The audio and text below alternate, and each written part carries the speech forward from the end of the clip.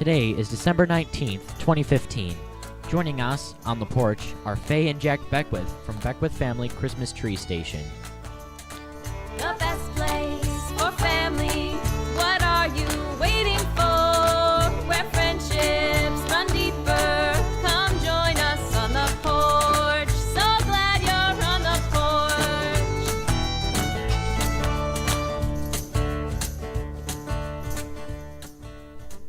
That's right, kids.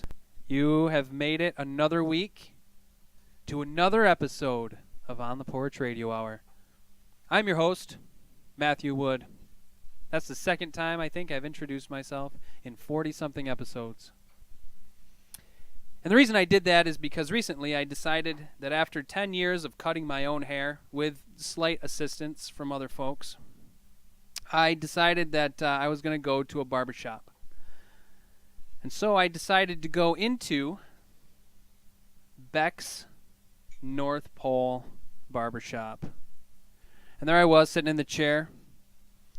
And Jack Beckwith was hanging out, cutting some other folks. And, we started talking about the weather and politics and doing all the things that you do in barbershops. We sang some 4-part harmony, as you're supposed to in the barbershop. I watched the pole spin for a little bit. And then when it was time for me to sit in the chair, I showed Jack a picture, and like a true artist, he said, "We can do that." And so he did. And what he did while he talked to me was he did what any good politician, any good public speaker, somebody that knows how to make connections would do, and he used my name. He said, "So how is your day, Matthew?" And I said, "It's really good, Jack." And we went back and forth, and I'm pretty sure that he said my name at least 30 times during that conversation. And as we all know, our own name is the number one thing we like to hear said the most. And what that did was, it got me through a haircut that somebody else gave me. And it also got Jack Beckwith a really nice tip. And it was such a good tip, I've decided to share it with everybody else. I said, "Jack, here's your tip. You need to find what you do, and you need to do it with passion and love." And Jack looked me in the eye like John Wayne, and he said, "I do." So I threw a quarter on the table, and I walked out. It's been 10 years since I got my haircut. I didn't realize that inflation had gone up on tips. So I then mailed him a check for $30 and figured we'd be covered for the next 8 haircuts or so. It was such a great conversation. It was such a great time that we had. And I got a tour of the Christmas tree farm, and I went and found an old photograph in their caboose from when the kids and I went out. We all went out to get a Christmas tree, and there we were hanging on the inside of the caboose, and I took that picture home, and it's mounted somewhere in the house. We have it in a book on a wall. It might be taped to the back of my dresser. I'm not sure, but I know it's here. And these are all good things. And so it was time to have Jack and Faye on the radio show. We'll talk to them more later, but for now, Jack, you're on the porch.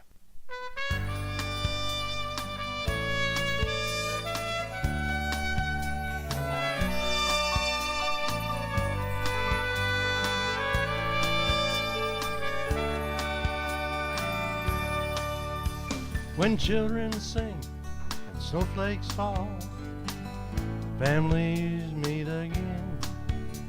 When snowflakes fall and church bells call, all is well within. The runner sleds, the ice skates too, mittens on the floor. The years have passed and children sing memories once more. It's Christmas time again, and I still think of you. It makes no difference where you are when it's Christmas in my heart. When the cold wind blows in the evening night, Audrey on the radio, the sounds we heard, and the sights we saw. I miss them so. Wreath we made from balsam boughs hung upon our door. The Christmas tree with bubble light, who could ask for more? It's Christmas time again, and I still think of you. It makes no difference where I am when it's Christmas time again.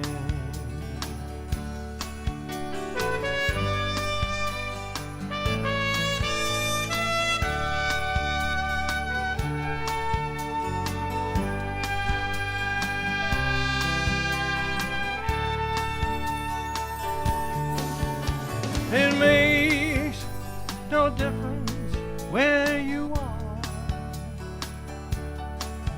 when it's Christmas in my house. It makes no difference where I am when it's Christmas time again.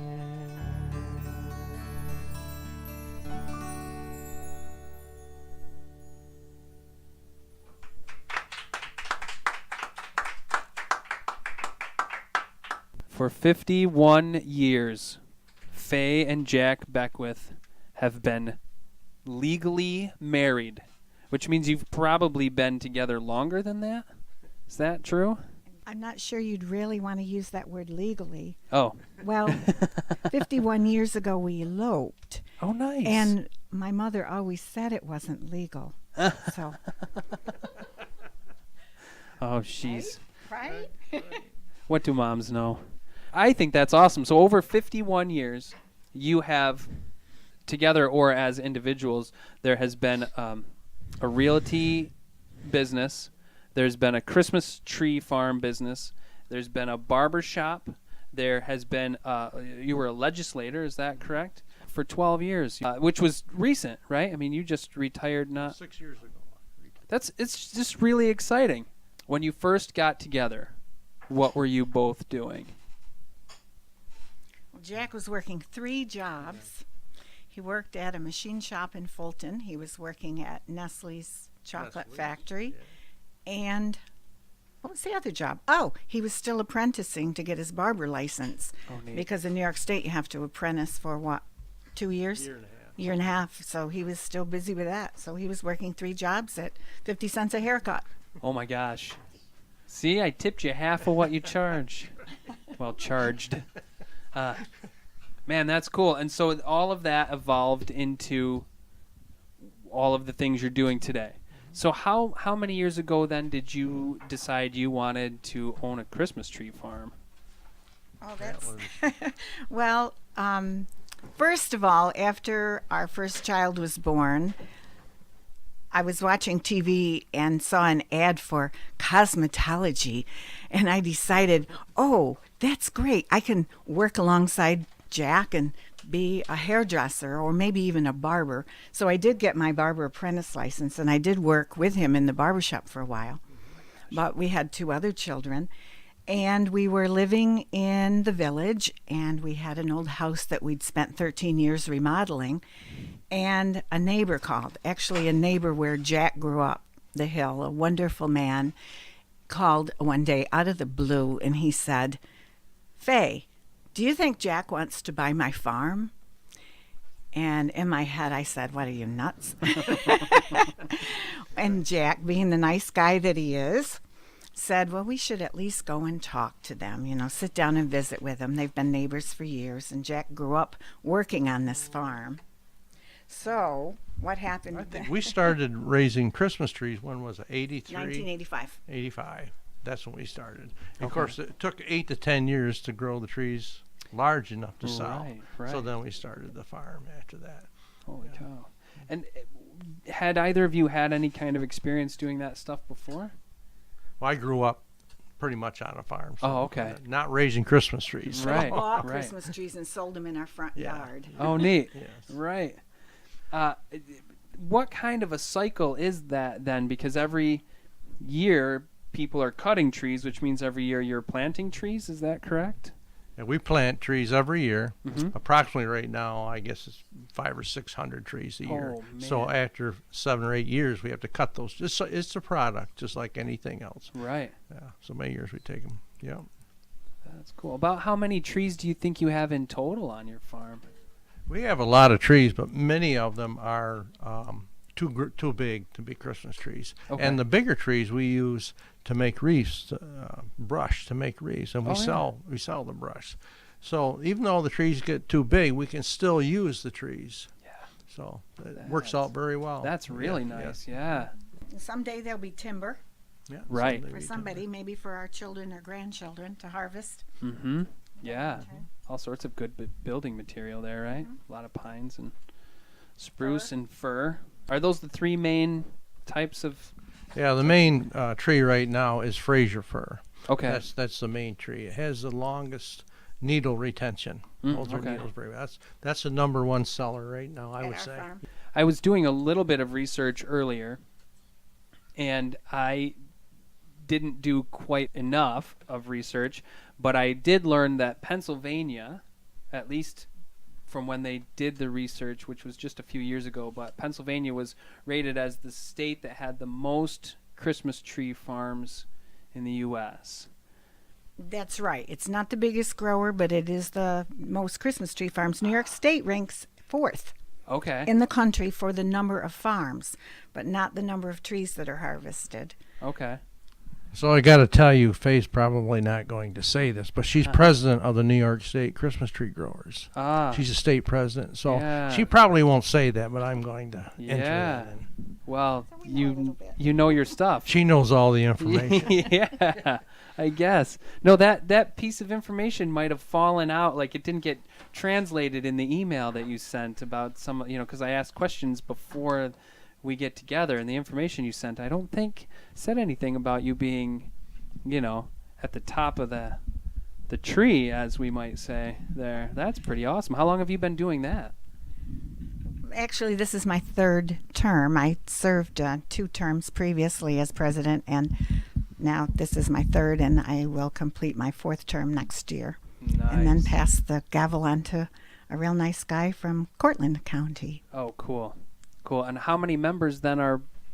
It fluctuates. Right now, I think we probably are looking at hopefully hovering close to 400 Holy cow. members, but it does fluctuate with the seasons.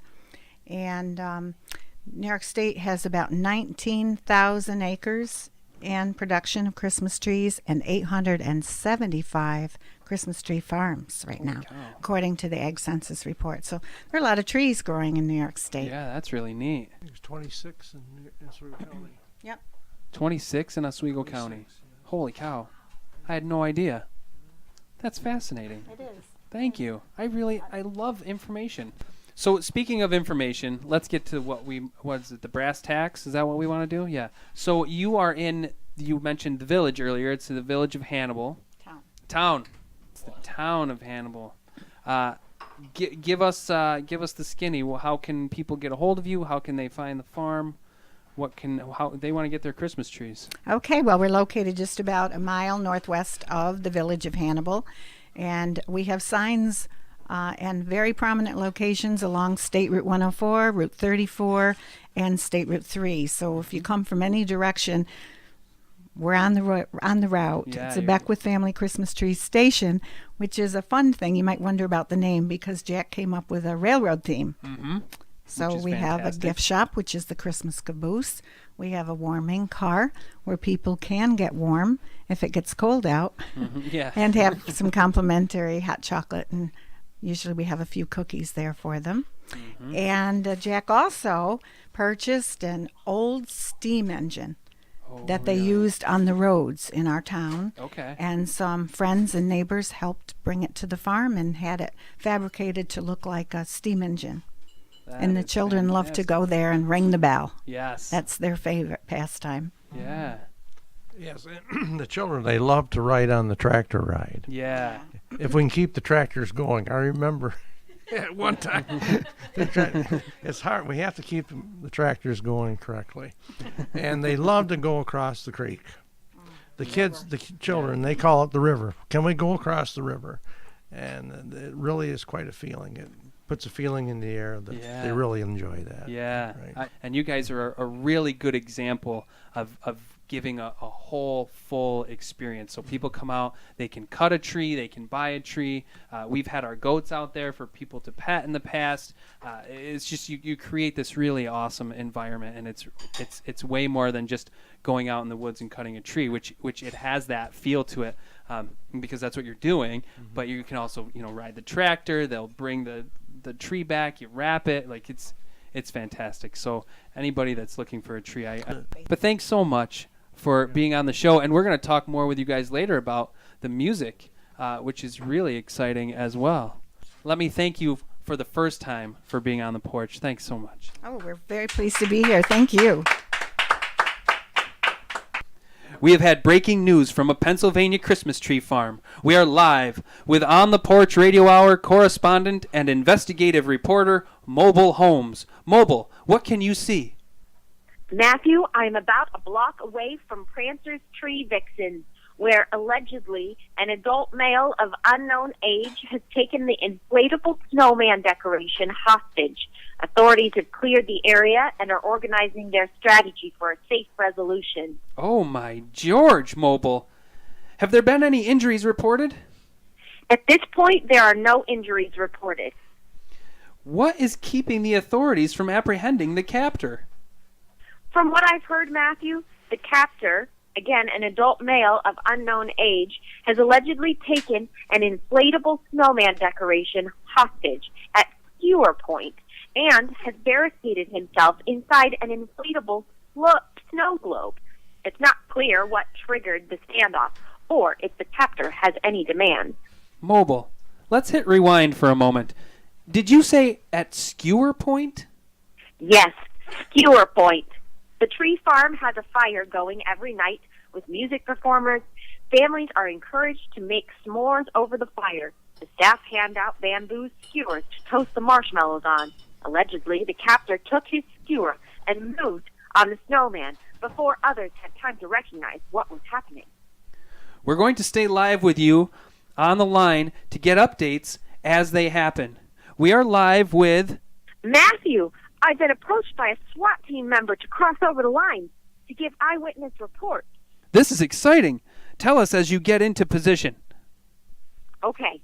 Matthew, I am about 20 yards from the snow globe where I can see a male inside holding the inflatable snowman at Skewer Point.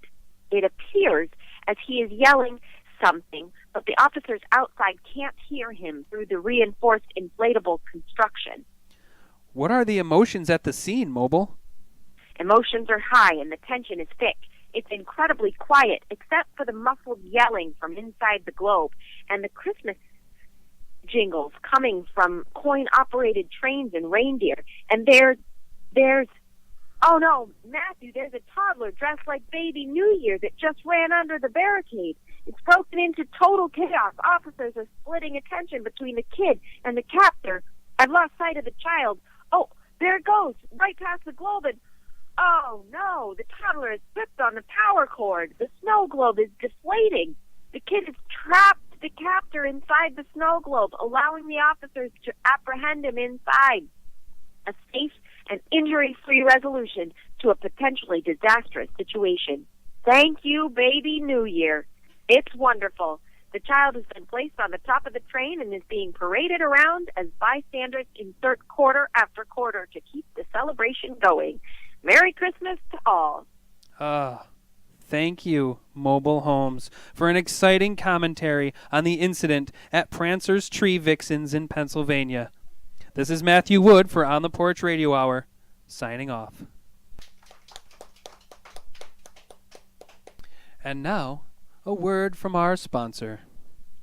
Sten Gustaf Thulin, a Swedish engineer, could not have imagined the incredible global impact he would have when, on April 27, 1965, he patented bag with handle of weldable plastic material, more commonly known today as plastic grocery bags.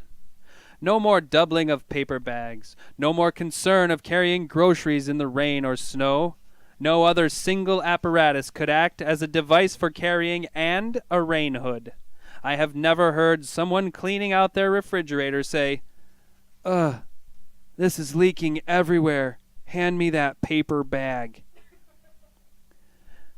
And with increased concern about environmental impact, no other common everyday household has had greater environmental impact than using plastic grocery bags. Let's hear from one plastic grocery bag satisfied customer. "I used to have to ask for help out to my car, but now, with plastic grocery bags, I can carry twice as much cat food. And Mr. Snowball loves to wear the bag as a cape. Don't you, Mr. Snowball? Don't you, Kitty?" Thousands of others feel the same way as Mr. Pembridge. And you will too. Plastic grocery bags, the most reliable and safest way to transport groceries and goods. Plastic grocery bags are not a toy. To avoid the risk of suffocation, keep plastic grocery bags away from children.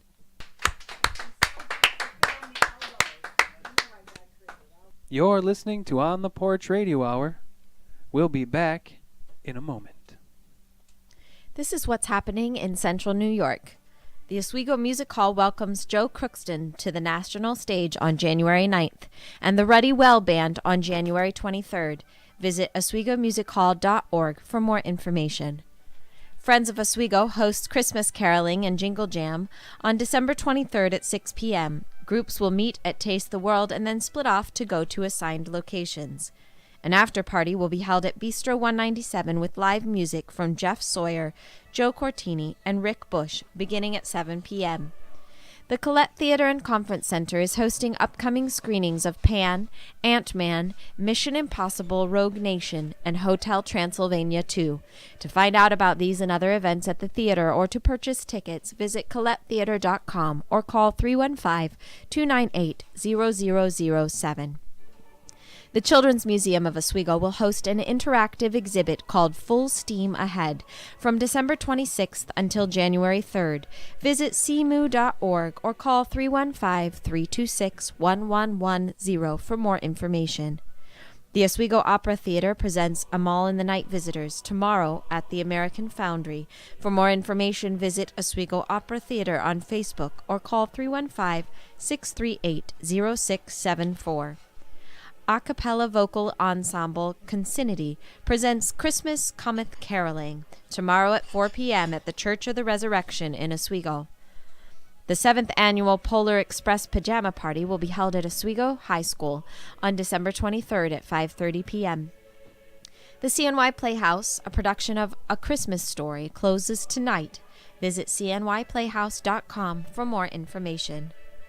The CNY Arts Center will be hosting a New Year's Eve gala from 8 p.m. to midnight on December 31st. There will be live music from Gina Holsopple, ballroom dancing lessons, desserts, and a silent auction. For more information about this, as well as other projects and events at the Arts Center, visit cnyartscenter.com. The Wooden Apple Farmstead hosts the 4th annual Hot Cocoa Contest on January 10th at 1 p.m. The winner will receive a t-shirt and the honor of having your cocoa recipes served at all Wooden Apple events in 2016. The Wooden Apple Farmstead is also the home of the Red Room Sessions, a time for songwriters, musicians, and anyone else who wants to build their musical skill and knowledge to get together. We share songs we are working on, bounce musical ideas off each other, and we usually have time to just play a little music. This is a supportive environment where all levels of songwriting and musical experience are welcome. The next session is January 31st at 6 p.m. For more information about Red Room Sessions, the Hot Cocoa Contest, or other events and projects, visit Wooden Apple Farmstead on Facebook or call 315-591-0711.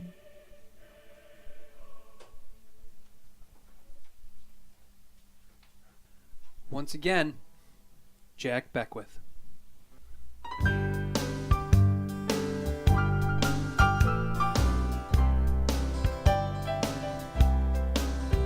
Christmas tree, I got mine the other day. Evergreen, the aroma takes me away. Do they call?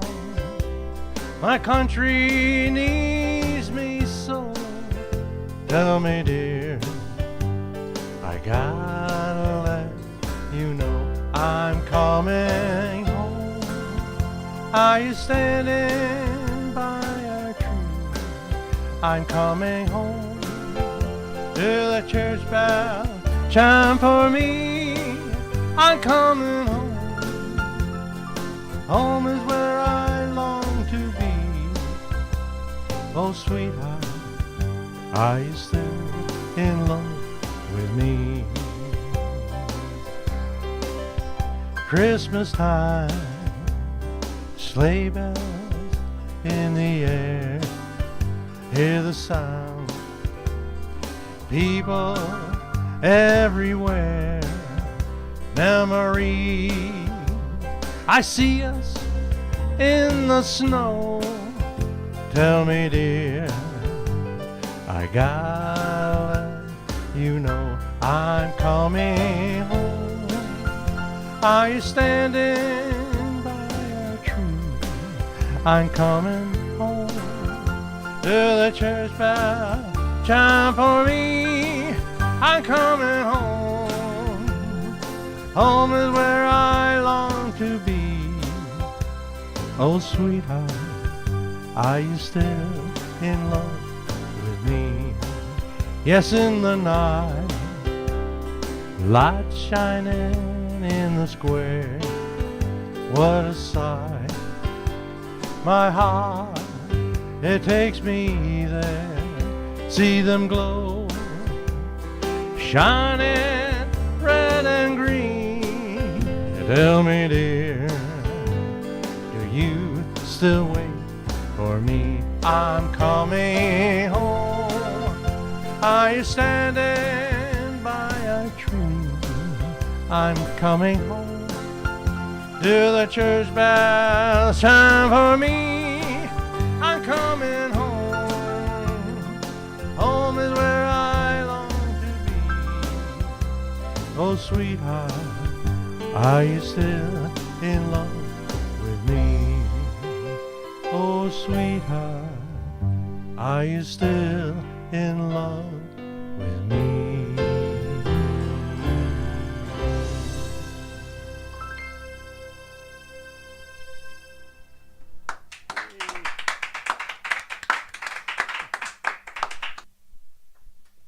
Jack Beckwith. That was fantastic.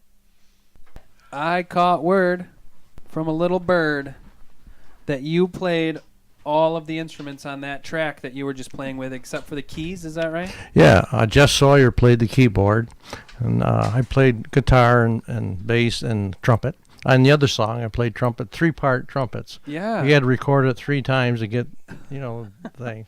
But it worked out very well. Yeah, that's really cool. Jeff does a lot of playing, Jeff Sawyer does. Yeah.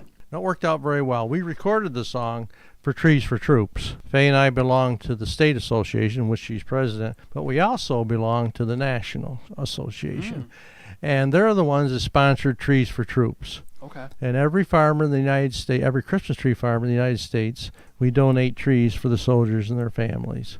Okay. Now this year, New York State donated how much, Faye? How many did trees? I can't tell you how many yet. The numbers aren't in, but we're well over 70,000 nationally. 70,000. Over 70,000 trees for this Christmas. Holy cow. And some of the trees, of course, go overseas. They Right. fly them overseas for the soldiers. Holy Works cow. out very well. Yeah. That does. That's really nice. When did that start? Do you know? I believe we're in our 12th year, but most of our trees, New York State trees, went to Fort Drum. Fort Drum. Okay. To the families and servicemen there. Oh, that's fantastic. So, when did you write that song then? How long ago? Probably We 7 were or 8 years ago, I believe. We were attending a National Christmas Tree Meeting in Nashville. Yeah, And, where else can you get inspired? So he got up in the middle of the night and... We were both sleeping in the Gaylord Hotel. It's quite a big, Yeah. And we were sleeping, and we just came back from a show at the Grand Ole Opera. Uh-huh. And it was the middle of the night, and the words came to me, and I went in the bathroom because I had light in there. I didn't want to wake her up, and wrote the song. That's funny. Yeah, Nashville. That's awesome. How long have you been writing and performing then, Jack? Well, I started playing trumpet when I was in 4th grade in school, so I've been Okay. playing trumpet ever since. But guitar, I think I started when I was 12 or 13. Okay. I used to thumb a ride to Fulton, take Nice. lessons and that sort of thing. But performing, I guess pretty much, we had a band several years ago. The band was Anticipation, Mm-hmm. and we played many years with that group. Got pretty busy with corporate dances and parties. We did most of the Niagara Mohawk, Nestle's, Miller Brewery, Yeah. all those people. And it was Anticipation. And we were pretty much a 5-people group. And we were very popular back in the day. Yeah, man. So he decided, we need to do this again. Good for you. That's so cool, man. Once you've got music, you can't ever leave it, right? I mean, it never leaves you either. Of course, when I was legislator, we took some time off from music. I was so Right. busy doing other things. And of course, right now with the tree farm, we're not playing. This is the first time I've played in quite a while. All but right. It seems so good to play tonight. 'Cause It's been Yeah. a long time. Because the Good. Christmas music, we're usually selling trees. So, Right. and we go to Florida. When we go to Florida, we usually have some places we play down there. Neat. What would we call Do those some things? hootenannies. Hootenannies. Yeah. Yeah.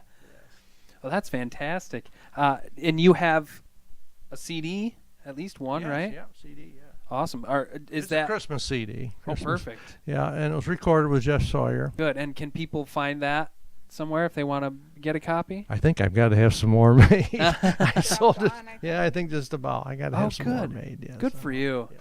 That's so exciting. So I want to make sure that people are remembering to come out and see you at the farm and to check out the barber shop and to check out your music when they can. And, if somebody wants to buy a house, to get a hold of you, guys are doing some really cool things.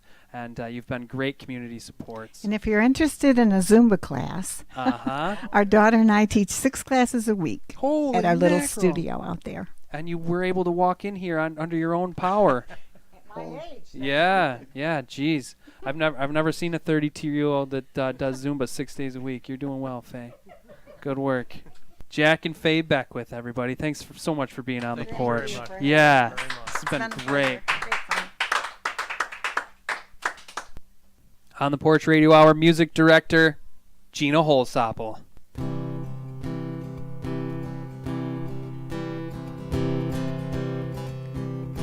Silent night, holy night, all is calm, all is quiet, over hill and over dale, over everyone telling tales. They say Christmas is here, they say. It'll bring us such cheer that all of the laughter from all of the years with us now. Christmas is here. Ring those bells, feel that cheer. Wish that everyone was right here. All the old ones sit by the fire. All the young ones who never tire. They say Christmas is here. They say it'll bring us such cheer that all of the laughter from all of the year is with us now. Christmas is here.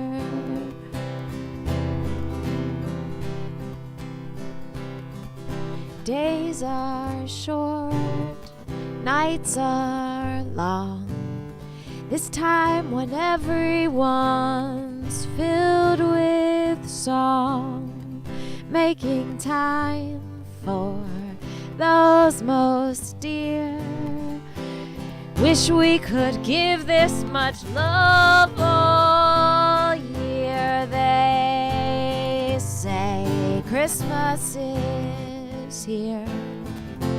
They say it'll bring us such cheer that all of the laughter from all of the year is with us now. Christmas is, they say, Christmas is here.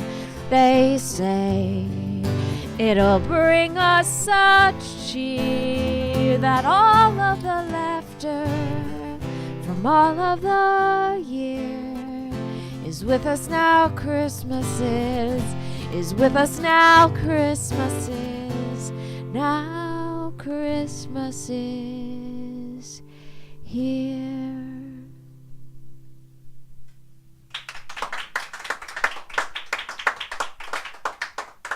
December 17th, 1962, and Butch Padfoot, son of very good parents and brother to 5 other brothers.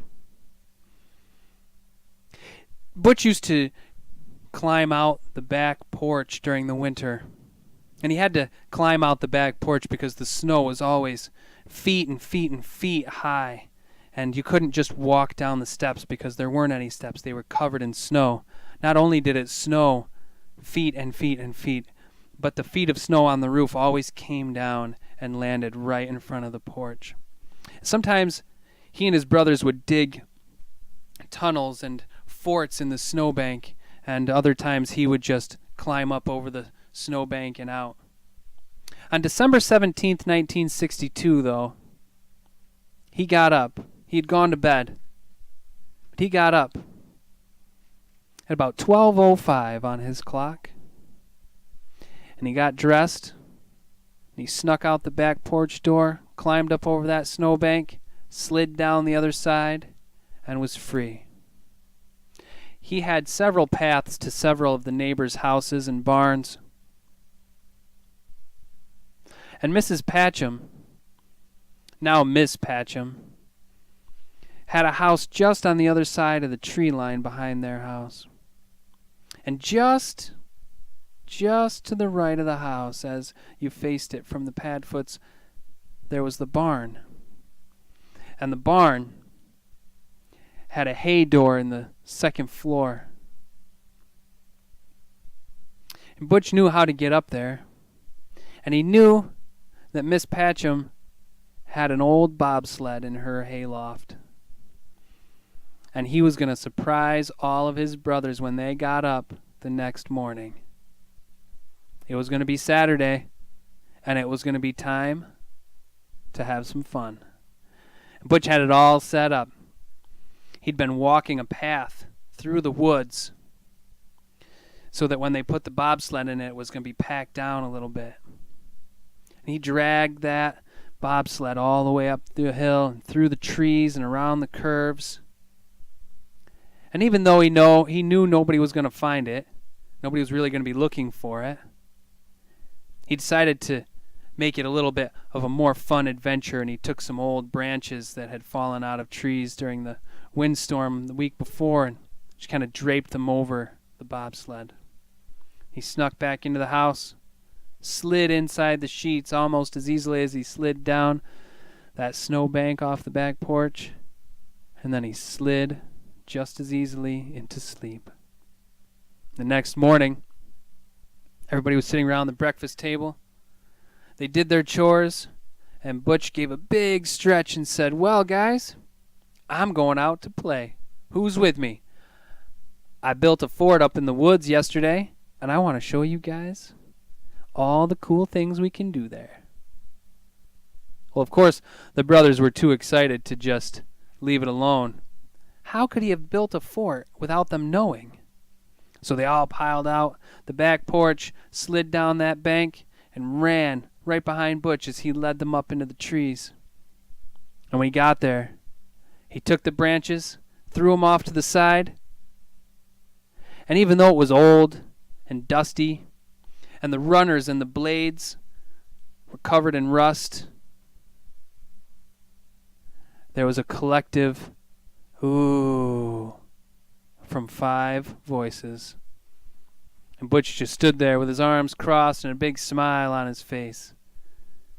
And the sun hit his teeth and gleamed off, almost like you would expect them to do off of the hood of a bobsled, but not one that's been sitting in a hayloft for years. For its inaugural run, Butch decided who was going to sit where, who was going to steer, who was going to push off the back. He decided he was going to push, and the oldest brother was going to steer. So Butch and the next youngest brother were going to push. He showed his brother how to do it and how to fold the handles back in and how to jump into the back of the bobsled. They took a couple of running in place practice runs, and they would run and run and run and then jump into the bobsled and fold the handles down. And then, of course, there was always that one brother that said, Shouldn't we have helmets or something? Butch said, come on, it's not going to go that fast. It's going to go fast. Then one of the other brothers said, yeah, but we're going through trees. Butch said, have you never seen anybody do the bobsled before or seen pictures? They duck down and keep their heads underneath, just in case. So they all, in one voice, chimed out together, just in case. And then it was silent. And then all you could hear was everybody shuffling into the bobsled, piling on top of each other, getting comfortable, making sure that the oldest brother could get a hold of the steering mechanisms, and they were ready. Butch and his brother started pushing and pushing. There was heavy breathing and feet hitting the ground, and that was it. The rest of the air was still and silent. Even the wind stopped blowing and paid attention, and that bobsled took off. Butch didn't pay attention when he took the branches off of the bobsled, and he carelessly threw one just a little too close to his brother's side, where his brother was running, and Butch didn't think about it being in his running path. And as his brother was getting ready to jump into the back of the bobsled, he caught the toe of his big rubber boot on that branch, and down he went. And Butch turned, thinking that they'd lost one and he would have to tell him about the ride when they got to the bottom, but then he realized that the brother was still holding onto the handle. And Butch then was frozen, trying to decide if he helped the brother get back into the bobsled, or if he peeled his fingers off the handle and just let him lay there in the snow so they could have that perfect first trip. But he thought too long, and the bobsled started to get a little crazy, and the older brother overcompensated. He'd never steered a bobsled before, and it started to get crazy, but the brother wouldn't let go of the handle, and Butch started yelling and told him to stop, but the older brother didn't know how to use any brakes, didn't even know if there were brakes, and then somebody from the middle of the bobsled said, I think the brakes are supposed to be in the back, and Butch didn't know, and then somebody yelled out the other brother's name and said, he's the brakes, he's dragging behind, and so they all thought that they would stop, but the rubber boots had torn off because they were going so fast, and the snow was so packed that it just pulled them off, almost like he got hit by a train, and everything was just flying, and there were scarves and hats and boots everywhere. But the bobsled never slowed down. It just kept going. And the snow was just flying off the side. And you could hear the runners and the blades cutting into the snow. And the front of that bobsled just buried down into the snow. And it was unstoppable like a snow plow. It just kept going, and snow was flying everywhere. And the boys couldn't see. It was just a massive wave, like a tsunami of snow coming over the front of the bobsled. And there was no yelling, though. They were still silent. At this point, they just held on. And then it happened. They didn't check the rest of the bobsled run on the way up. There was more branches. And that's the best way to stop a bobsled instantly, is to hit a tree branch. And those blades caught that tree branch, and the back end just wanted to keep going, and so up and over it went. And 6 boys spread out throughout the snow, and as Butch was landing in the snow himself, he had just enough foresight to look to see where the brother that was still holding onto the handle on the back of the bobsled had gone, but the bobsled was standing straight up at that point, totally vertical and hanging off the back with his younger brother still white-knuckled on the handle. And right at the apex, right at that point, it launched him like a catapult. Those hands couldn't hold on to that handle any longer, and he flew. When Butch told this story many years later, he was pretty sure that maybe, just maybe, his memory was just enough exaggerated. But he was pretty sure that the first time he told that story, and it wasn't until years later that he finally told the story, he was pretty sure that his brother went at least 30 feet. At least 30 feet through the air that bobsled launched him. And when he landed, he slid in this big brush pile. The only reason anybody would have ever known that he was in that brush pile is because you could follow the streak from his face through the snow. That crystallized, crunchy layer of snow on the top that freezes overnight does wonders to the skin. And there was some left there in the snow, and Butch dragged his brother out from the brush, and all he could say was, "Man, you look bad." "But what a ride!" And they all started patting each other on the back, and they started hooting and hollering and punching their fists in the air. They all went looking for their boots and their scarves and their hats. But since they knew that all of their boots and scarves and hats were farther up the hill, they did what any sensible group of brothers would do. They flipped the bobsled over and dragged it back up the hill as they were collecting their clothes, because a ride like that deserved a second. And for the next 4 hours, the Padfoot brothers dragged that bobsled up the hill and rode it back down, and up the hill and rode it back down. And it only took one time for them to get that bobsled to the top and then walk the path all the way back down to the house to make sure there wasn't anything else in the way. And there wasn't. That one brother that all those years later Butch would describe as having lost half of his face to the snow never went inside. He just kept going. And he loved it. And they had a great time. As they settled into bed that night, they all decided to have a slumber party in the living room. And they were trying to come up with a plan as to how they were going to sneak the bobsled back into the barn that Butch took it from. But they said, we'll do that tomorrow. And they laughed. And they recounted every single minute from those 4 hours that they took that bobsled ride down. All night. But just as they were drifting off to sleep, there was one voice, just strong enough from his day's exertion to tell one more story. And it was one of those stories that starts out with, "Hey guys, do you remember when?" And then it ended with, "Yeah, we're going to have to get those skis and do that again tomorrow. Maybe we can race each other. We'll put somebody on the skis and somebody in the bobsled and see who can go faster." And then they all started laughing about how it was just the year before that Butch had taken skis out of a different neighbor's yard. And they decided that they were going to make a ski jump. And they came flying out of the woods. And they had recruited one of the neighbor kids. And when he hit the first section, the first snowbank where they had to cross the driveway and then go and jump off of the big pile of snow off the back porch, they didn't anticipate that coming off of that snowbank on the side of the driveway would get you air. And that kid flew into the air off that first snow pile. and ended up looking like how you might envision a cartoon character as he went face first into the second pile of snow off the back porch with the front of his skis sticking straight into the snow pile and his arms spread out.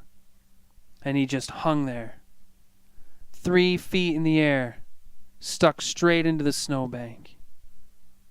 And as they all laughed, tears in their eyes, trying not to let their parents hear them be up so late and laughing and recounting their wild winter stories, the last voice that you could hear as they were drifting off was another brother who said, "But you remember? Do you remember he was just stuck there, 3 feet in the air with his skis in the snowbank? And out of the middle of the snowbank, we could hear, 'This is my home. This is my only home. This is the only sacred ground that I have ever known. Should I stray in the dark night alone, rock me, goddess, in the gentle arms of Eden. Rock me, goddess, in the gentle arms of Eden.'" All right, friends. You've made it to the end of another exciting episode of On the Porch Radio Hour. And I want to give a huge thanks to Jack and Faye Beckwith, not only for being on the porch, but for doing all of the really cool things that they're doing and looking so good for being so young and doing so many things. And this concludes our last episode of On the Porch Radio Hour for the 2015 season. I'm hoping that you have a great holiday, however you choose to celebrate. And I hope you have a great coming of the new year.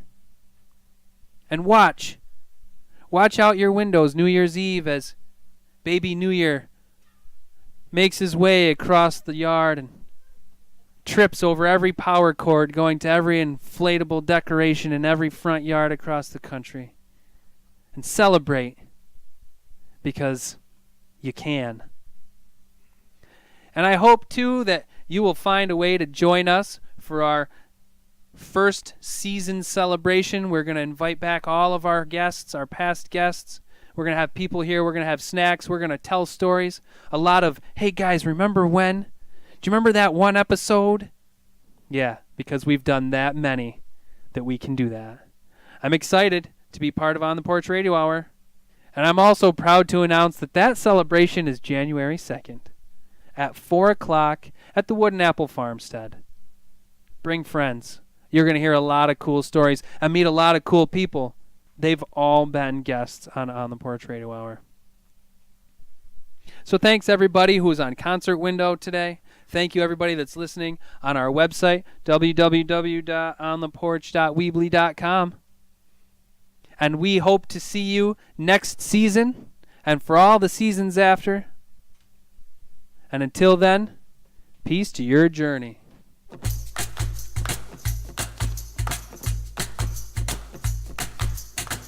On the Porch is a production of the Wooden Apple Farmstead with host and writer Matthew Wood. Our musical director is Gina Holsapple. Our stage manager is Ray Monet.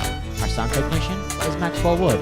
This week's show is recorded live at Wooden Apple Farmstead in Palermo, New York. This week's guests are Faye and Jack Beckwith. Find information about past shows, being on the porch, and much more online at ontheporch.weebly.com.